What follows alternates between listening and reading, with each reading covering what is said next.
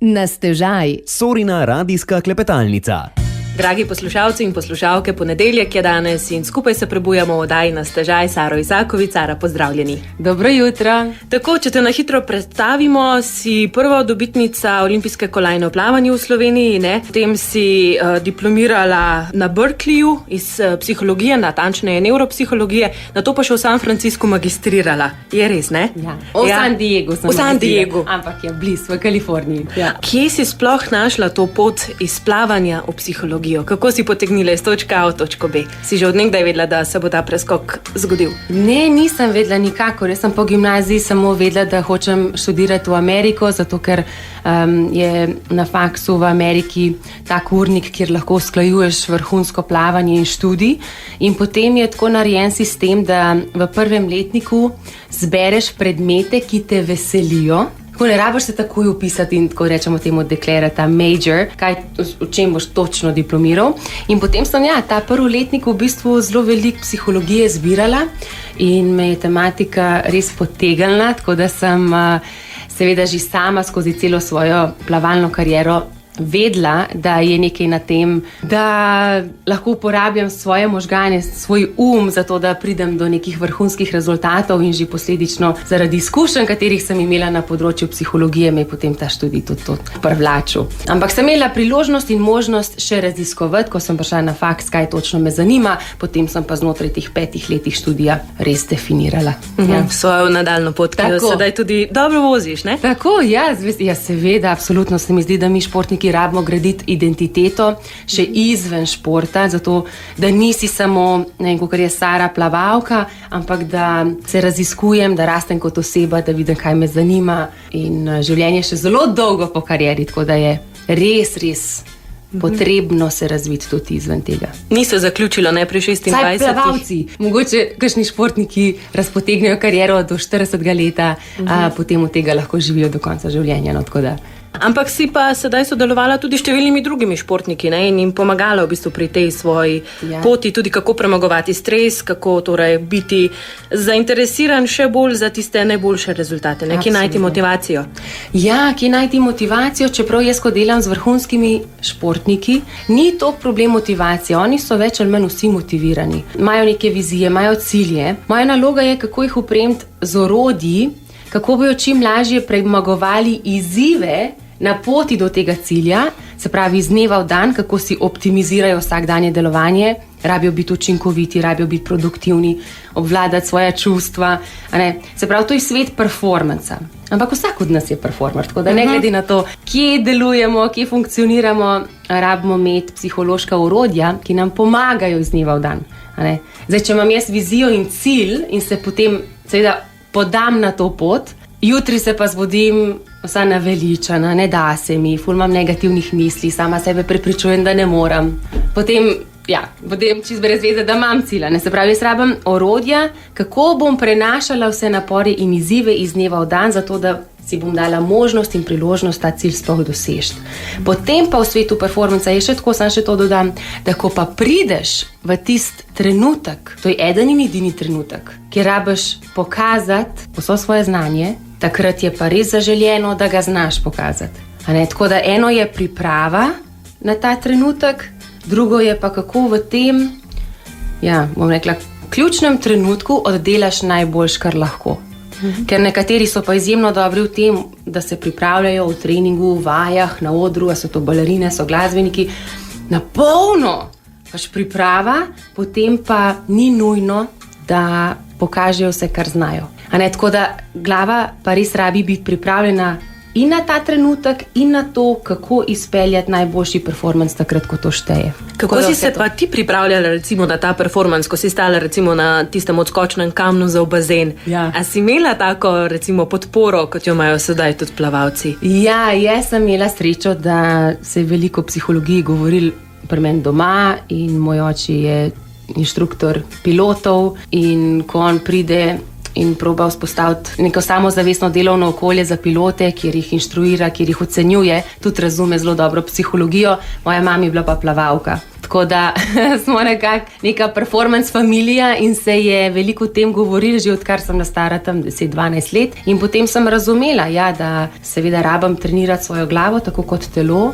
da bom na ta trenutek pripravljena, in to je ogromno meditacij, vizualizacij, pisanje dnevnika. Skritega dela, za katerega sploh ne vemo. Se pravi, nekdo res vidi na koncu moj performance in stopničke in medaljo, redko kdo pa vidi, kaj vse stoji za tem. In večinoma so to take preproste stvari, res preproste. Če rečem športniku, da vsak dan spremlja svoj napredek, piše dnevnik, napiše, kaj je šlo dobro na treningu, kje ima prostor za napredek, kaj bo jutri izboljšal, se nobeno ne da. Kaj so to za neke veščine? Če rečem v miru, sedi 3-4 minute, se fokusiraj na dihanje, zato da uravnavaš svojo pozornost, se nekaterim tudi tako 3-4 minute ne da sedeti. Ne? Tako da jaz sem bila res toliko predana in toliko sem se zavedala, koliko so te mehne stvari pomembne. In seveda, če jih delaš, jaz sem jih recimo res strogo delala tam od svojega 15. leta do 20. Se v 5 letih zelo pozna. In če se pripraviš na uspeh, je večja verjetnost, da se uspeh tudi zgodi. Ja, minuto na dan, ne? Ja, pa tako. Se že pozna. Ja, seveda. Zdaj, kako nekoga prepričati, da to dela, pa da res to trenira. Ni to samo en dan, ne? To je isto kot umivanje zob. Ti rabiš ohranjati mentalno higieno, ki je spodbudna, ki je zdrava, ker v svetu performansa je veliko več padcev kot vzponov in ja, če ne znaš handlati teh trenutkov, potem je škoda, zato ker nekateri res imajo potencial in si ne dajo niti možnosti probati. Pa rečeš, znotraj tega, kar počnem, toliko časa, toliko truda vlagam v to. Kako je to naporno za starše, za vse, za celo familijo. In meni je to škoda, se pravi, ogromno časa, ogromno truda, odrekanja, cela familija, finančno, časovno.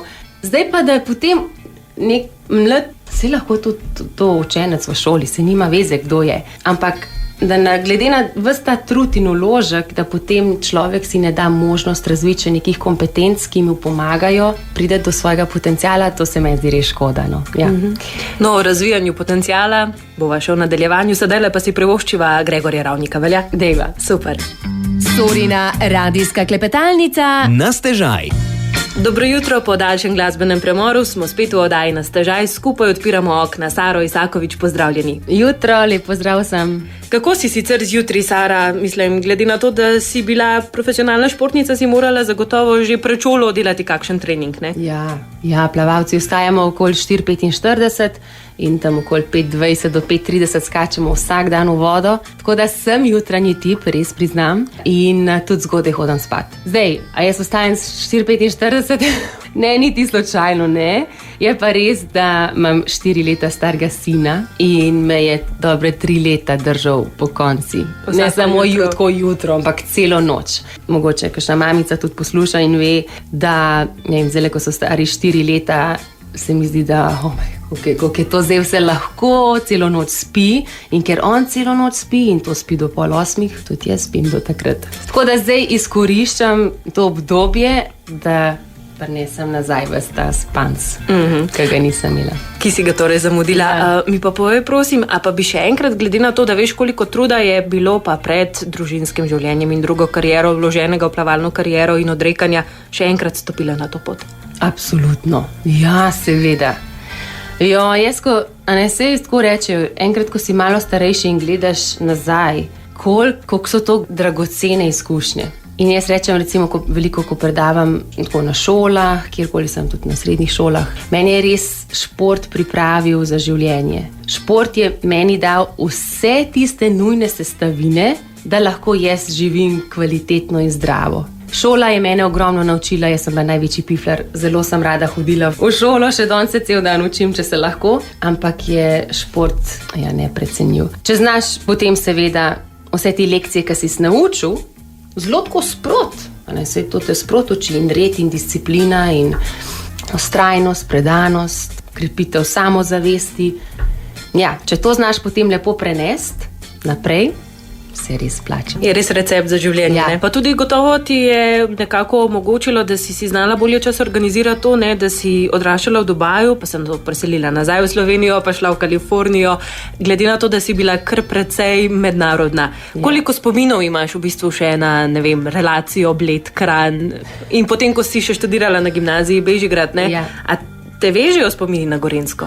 Ja, sem se preselila nazaj na Gorenjsko. Zdaj živim v Radovljici in se pohecam, da iz Radovljice ven ne grem, z Radovljice, zato ker je res najlepši kraj možen, mislim, zame, pač cela naša Gorenjska. Zato sem se tudi vrnila jaz sem bila več ali manj 3/4 svojega življenja v tujini. No. Ja, najsrečnejša sem, da lahko tukaj živim, da tukaj vzgajam svojega otroka, tudi družinsko življenje. Tako da zdaj trenutno ne bi šla nikamor več nazaj v tujino, mi je pa to res tudi pomagalo pri tem, da sem dobila neko širino, da imam res rada ljudi, ne glede na to,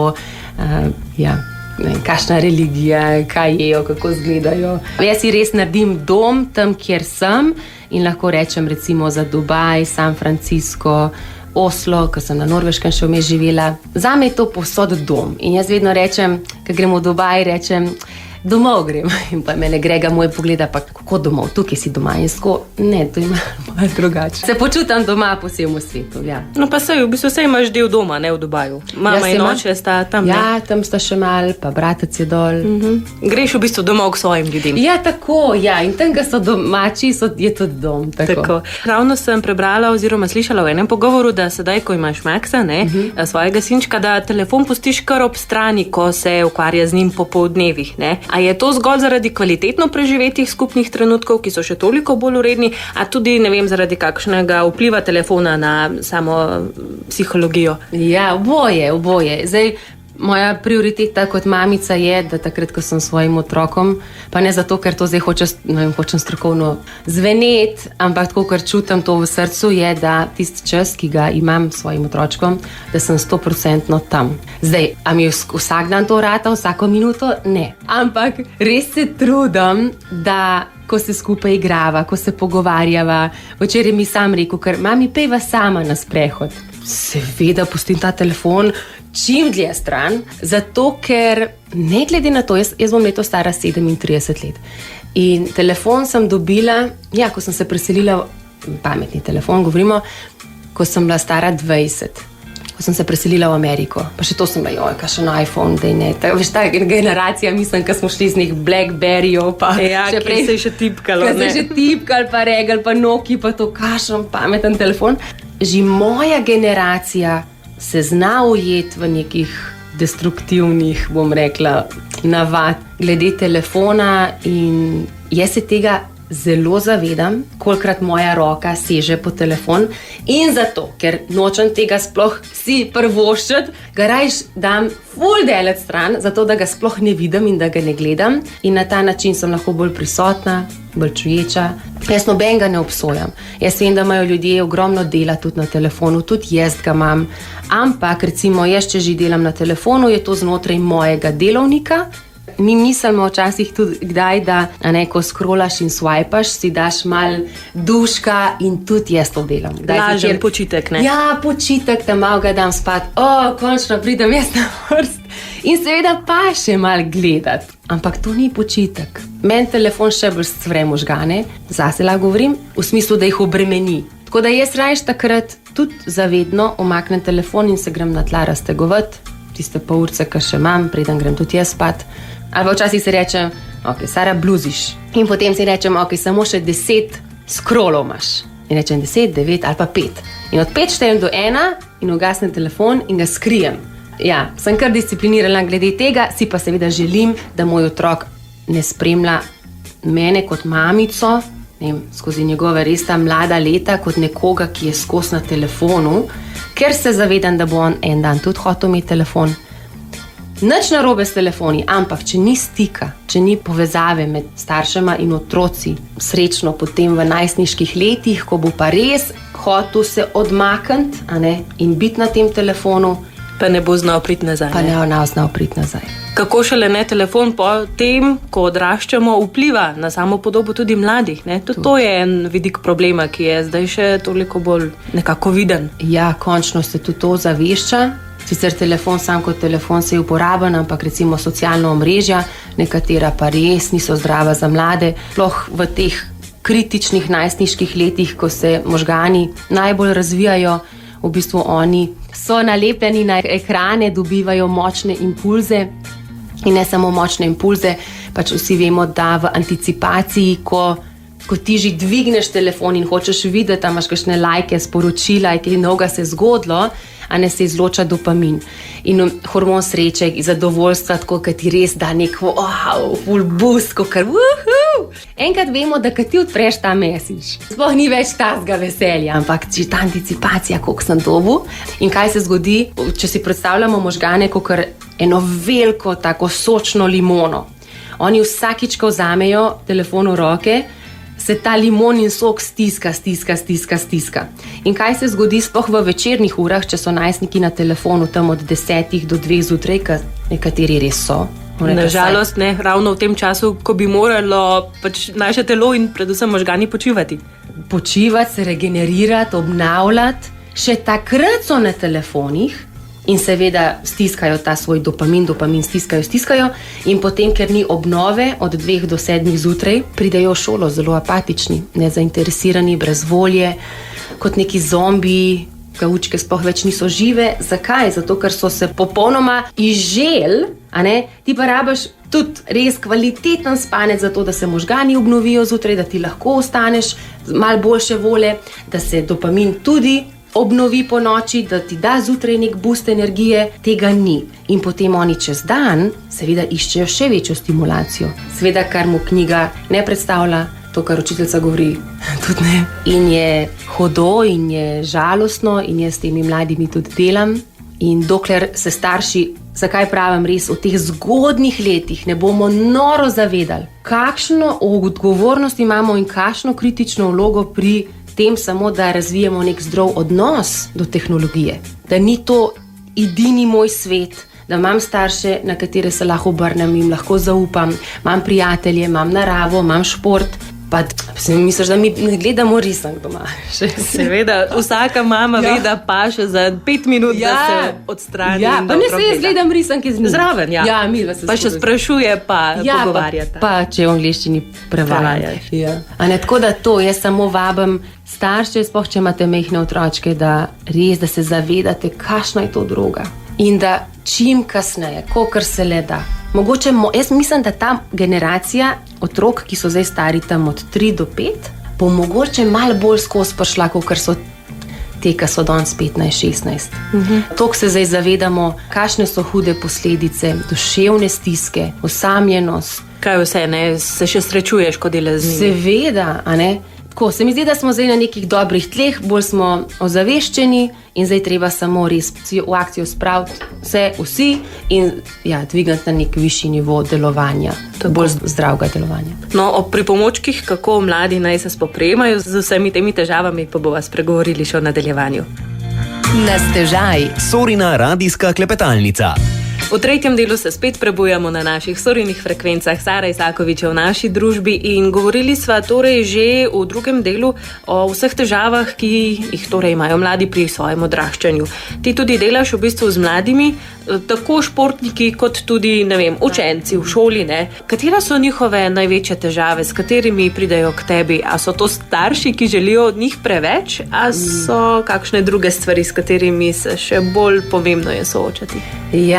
Ja, starši so tisti seveda, ki kontaktirajo, ko so, bom rekla, ti otroci še premladi, da bi, sploh premladi, niso še toliko polnomočeni, da bi iskali pomoč, seveda so pa to tudi starejši, bom rekla, najstniki ali pa tam že zgodna 20 leta, ki pa že sami meni pišejo. Ja, zdaj treba dati mogoče celo zgodbo na 2 kategoriji, se pravi, to so vrhunski športniki, performerji, glasbeniki, baletniki, ekstremni športniki tudi, ki seveda iščejo način, kot sem že na začetku rekla, kako sebe opolnomočiti, da bodo bolj samozavestni, bolj odločni, bolj motivirani, bolj fokusirani, da bojo znali zrealizirati svoje cilje skozi vizualizacijo, da nekdo od njih mogoče res se zaveda, koliko ima negativen samogovor, ne verjame dovolj vase, ima slabo samopodobo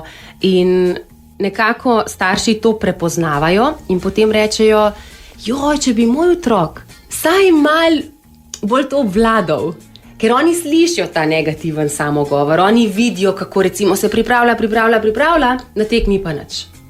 Oni vidijo to stisko, kako recimo performer nima trenerja, ki bi bil bolj ozaveščen, bolj čuječ, bolj spoštljiv, ampak nekoga, ki vse kontra.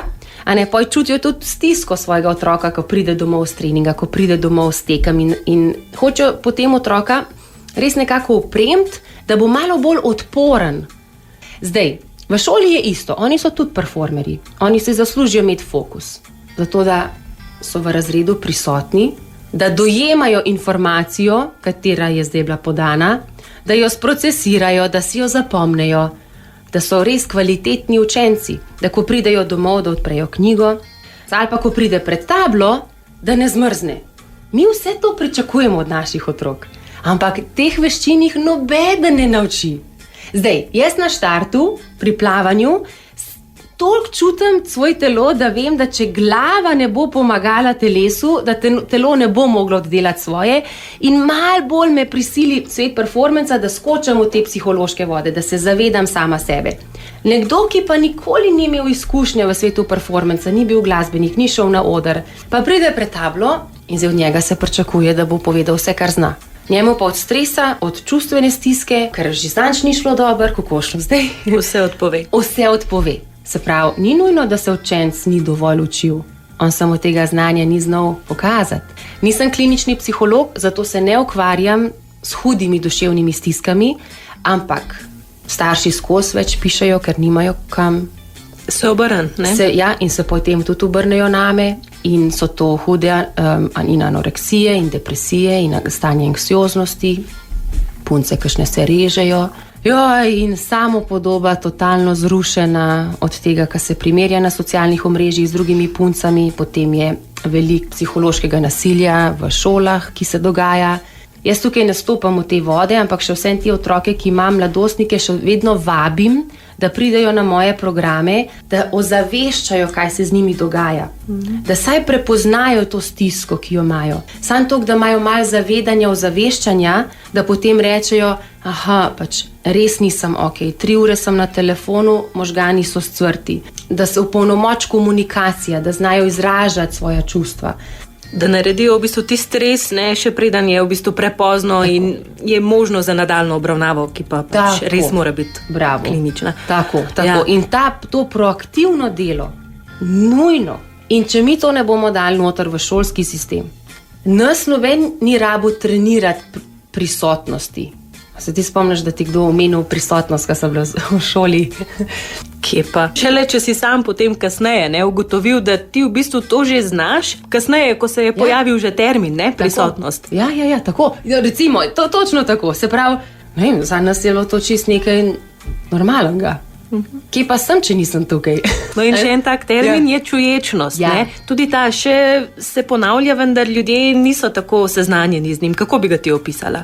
Čuječnost je stanje bolj budnega, živega, aktivnega delovanja. Se pravi, da sem bolj prisebna, da sem bolj prisotna, da se zavedam. Česa se zavedam? Zavedam se, kako diham. Zavedam se, kakšen dialog, monolog si ponavljam v glavi, kako se prepričujem, da nekaj ni zame, da nisem dovolj, da me nimajo radi, da to je brez veze, da je to kar nekaj. Da ozavestim to, da ozavestim čustvo, močen strah, ki se v meni nakopiči. Če ne ozavestiš, ne moreš spremeniti. Če se jaz ne zavedam, kako diham pred testom v šoli, ne morem spremeniti načina dihanja. Verjetno v času stresa pa diham zelo plitko. In ker je krč v prsnem košu, ker ne diham, je posledično glava bolj čustveno ranljiva. In ko je amigdala v možganih, čustveni sedež tako preobremenjen, tako hiperaktiven, zablokira prefrontalni korteks, to je pa sprednji del naših možganov, ki se odloča, ki iz centra spomina vleče vse informacije, ki jih imam. In potem se zgodi ta blokada. Zdaj pa, če jaz znam uravnavati svoj živčni sistem, če rečem, plitko diham, to ne bo dobro. In spremenim svoje dihanje, da gre malo globje, v spodnji predel trupa. Ja? Pa se bo pa tudi glava zbistrila. Meni je vse za performance, gre se za zdravje. Tako vsak dan delujemo tudi do sebe, da smo v bistvu prijazni do sebe, da se sprejemamo, da se poslušamo. Da se poslušamo, hvala, ta idealna beseda. Da se poslušamo, da se slišimo.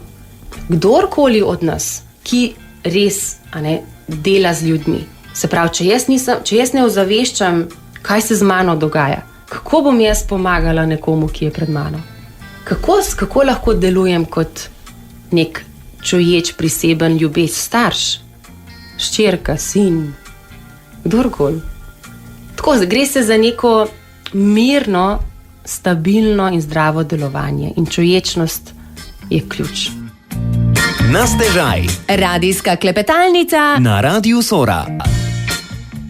Še o enem fenomenu bi se rada pogovorila s teboj, o vizijah nekakšne prihodnosti. Mladi si jih predvsem delajo take vision boards, kjer si, iz časopisov izrežejo, kaj si želijo in kako potem doseči to. Ja. No, pa ne samo mladi, tudi za odrasle je to nekakšen dober pripomoček, da vejo, kam naj gre to njihovo življenje.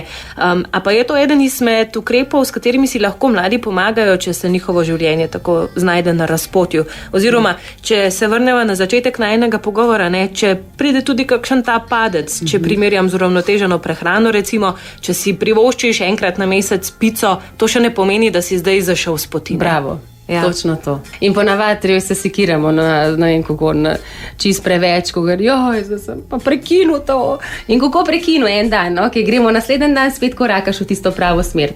Zdaj, ko si tako lepo načela to tematiko, če bi mladi saj razmišljali o svojih vizijah in ciljih, kaj šele kreirali te svoje vision boarde. Zelo veliko mladine danes čist brezciljno koraka po svetu. In zato jih je treba spodbujati čim prej, da saj za začetek, zakaj naslavljam ta problem, zato ker je res pogosta. Recimo učenci v šoli pa vidim, da grejo samo skozi nek proces, samo zato, ker morajo in samo, da bo čim prej vsega hiter konc, da dobijo to oceno in da je konec. In gre se zdaj samo za to neko ocenjevanje in da bo čim prej konec, ker pa, ko bo konec, bo pa neko olajšanje. Jaz vedno predlagam, da sploh spoznajo mladi moč zastavljanja ciljev, da si saj znotraj enega šolskega leta odločijo, pa ne zdaj zaradi ocene, ker more biti 5, ampak samo zato, da rečejo, glej, tukaj si želim napredka, tukaj pač vem, da sem ful močna, tukaj sem malo močna, ampak lahko dvignem zgodbo na višji nivo, recimo nemščina, jeziki mi ne grejo, angleščina, slovenščina, si bom pa letos dala možnost izboljšave, in recimo grem pa iz 3, pa letos na 5. Pa ne zato, ker more biti 5, da se moram potrditi, ampak samo zato, da ko se ti enkrat odločiš, da boš nekaj dosegel, potem vidiš, kakšna velika verjetnost je, da jaz to dosežem. Si že na dobri poti, do tja? Si že na dobri poti, imaš zastavljeno vizijo, ali pa recimo rečem, kakšni mladi športniki hočejo nehati, to so ta neka najstniška leta, nehala bom. Ne da se mi več. Sem rekla, dajva tako narediti. Zastav si cilj letos, recimo, to je zdaj poletna sezona, kaj boš letos poleti dosegla. In pa reče, no pa poskusa, reče, dajva. Kje je tvoja destinacija? Kaj boš vtipkala v GPS? Kam naj te možgani pripeljajo? Pa je pa rekla, v finale. Finale, mogoče EOF-a, to so Youth Olympic Games. Pa rečemo, finale, dajmo delati proti tem finalu. Najbolj zanimivo je, da 99% otrok, ki sem jih saj prepričala, da za letos si zastavijo cilj, so ta cilj dosegli, niso nehali, so dobili še večjo motivacijo za naprej in ohranjajo zelo uspešne kariere. Tako da saj za začetek, da si zadajo en majhen cilj v smislu, kaj bi eno stvar, ki bi lahko delala bolje letos. Ali v šoli, ali v zunaj, ali 20 minut si dam scrollanja zvečer, potem odmaknem telefon. Če bi se opisala ob koncu leta, kako razmišljam, kako se počutim, kako delujem, kaj bi bilo v tem opisu? Daj sam začni razmišljati, v katero smer, kdo bi rada bila, kako bi se rada počutila. Ob koncu leta se vidim, da sem res fit, v smislu, da me križ več ne boli. Tam začni. Ljudje niso niti iskreni, da bi si priznali, kaj boli, kaj ni v redu, kaj ne štima, kaj šele, da bi nekaj naredili za to, da bi bilo boljše. Tako da jaz vas res vabam, evo tukaj zaključila misel, ampak dajte začeti vsaj s tem, da priznaš, da nekaj ni okej, da nekaj ne štima, da nisi najbolj zadovoljna. Pa siguran je vsakmu od nas ima nekaj področje v življenju, kjer bi se dal malo stvari izboljšati, ja? To si priznaj in reči, a bom čakala, a do jutra, a do petka, do naslednjega leta, kaj zdaj, a veš, zdaj že april. Ne, rečeš, nisem okej. Kaj to pomeni? Če nisem okej, to pomeni, da bi rada to izboljšala. Pa samo splaniraj en korak, kako boš zdaj šel v tisto smer, bolj produktivno, bolj zdravo in od danes na jutri naredi to spremembo. Eno mečkeno. Namesto grem v predal po sladkarijo, se obrnem in spijem požirek vode. Namesto da hodim v trgovino takrat, ko sem najbolj lačna po službi, sej takrat imam čas, ampak okej, res takrat, ko sem najbolj lačna, ko me najbolj vleče vse tiste sami sladkarijami, nutelami in čipsi, grem samo tam mimo, kjer bom kupila tiste nujne sestavine in zadržujem se malo več pri sadju, zelenjavi, potem grem pa kar direkt do blagajne. Mi lahko tako simpel vse naredimo, če najprej bom mogoče s tem zaključila, če bi si to privoščili in če bi se počutili vredne bolj kvalitetnega življenja. Da rečeš, jaz si to zaslužim, jaz si to privoščim in ker se cenim in spoštujem, si bom dala zdaj možnost izboljšave. No, v zadnjem delu bova še povedali več o teh orodjih oziroma še več o performance psihologiji, tako da ostanite z nami, ko se bomo prebujali še tja proti 9. Na stežaj. Radijska klepetalnica Na Radiu Sora. Tako spoznali smo te sicer prvič kot plavalko, tudi 3-kratno olimpiko, sedaj pa torej po magisteriju iz psihologije oziroma nevropsihologije, kaj ne? Performance psihologije. Psihologije raziskuje svojo novo karierno pot. Kaj sploh je performance psihologija, s čimer bi lahko skoraj da začeli najin pogovor in kako ob tem pripomore psihološko orodje, si rekla, od sam do cilja. Kaj sploh to je? Performance psihologija je vse to, kar mi dve že skoraj da ne celo uro govoriva.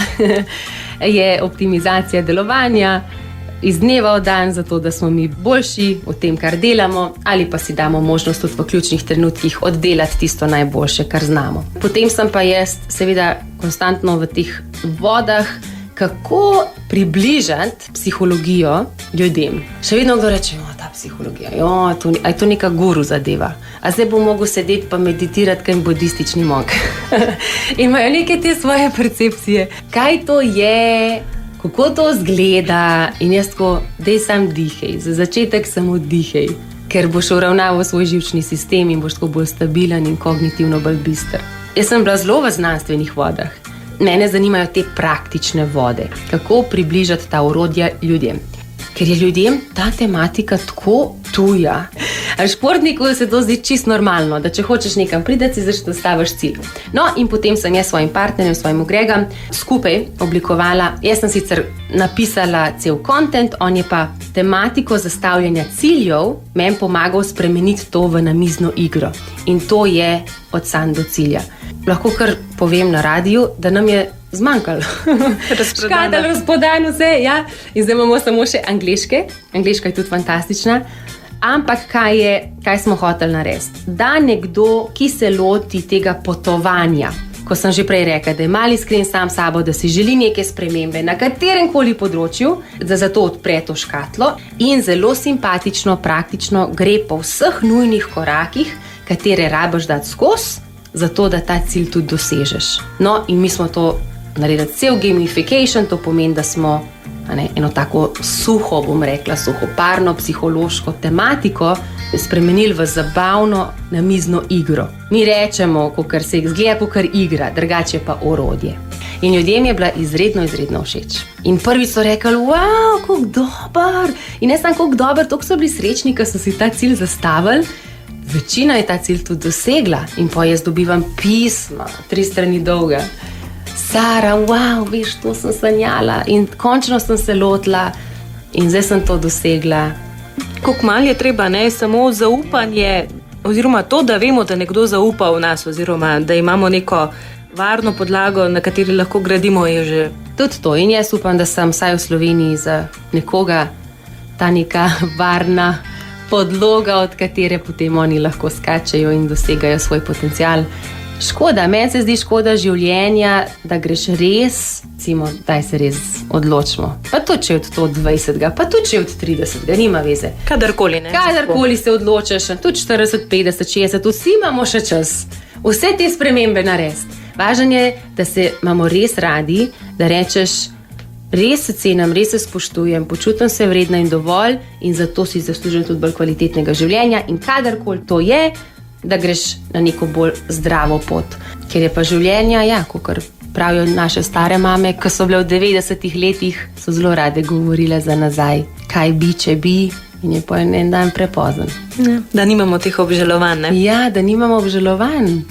Se veš, poznaš eno res močno vizualizacijo, ko v bistvu zapreš očke in se ti danes, tukaj in zdaj, takšna oseba kot si, greš obiskat v dom za ostarele ali pa že skoraj da ne 3 minute pred smrtjo se greš obiskat. Se pravi, jaz grem obiskat Saro, ki je stara 95 najmanj in ji dam svojo roko, to mlado, mehko še roko in njena krhka, tista nagubana roka prime mojo in v bistvu se res pogledaš v oči in probaš slišati od te stare Sare na svet, ki bi ga dala mladi Sari.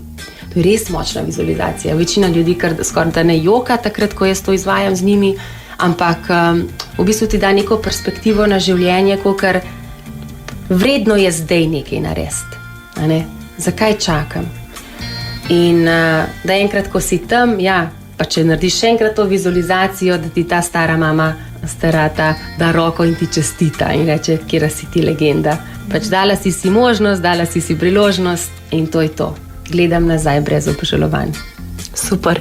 S tem zaključiva, ker si tako lep primer dala, da je vredno, da ga tudi naši poslušalci in poslušalke izkoristijo.